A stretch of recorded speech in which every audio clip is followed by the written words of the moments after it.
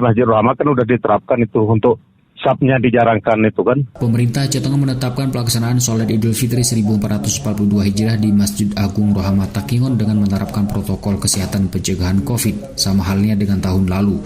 Khatib pada sholat Idul Fitri tahun ini dipercayakan kepada Dr. Andes Tengku Haji Ridwan Kari, Ketua Baitul Mal Aceh Tengah.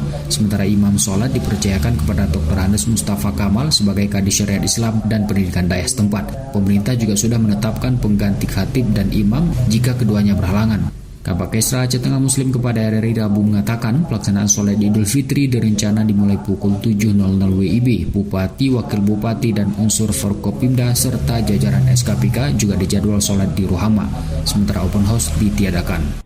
Ya itu kita terapkan protokol kesehatannya kan. Pertama sekali dengan menyediakan tempat cuci tangan di situ, terus menjaga jarak, dan edaran kemarin kan ada surat terakhir dari Pak Bupati itu himbauan terutama kepada camat-camat dan juga di Masjid Rahma kan udah diterapkan itu untuk sabnya dijarangkan itu kan. Setelahnya Pak, apa agenda lagi Pak setelah pelaksanaan sholat Idul Fitri?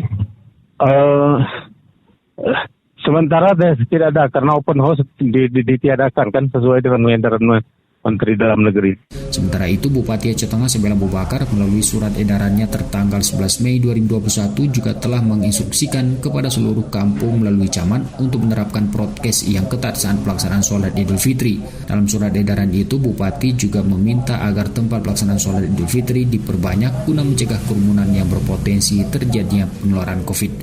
Muhammad Sanusi, RRI Takingon.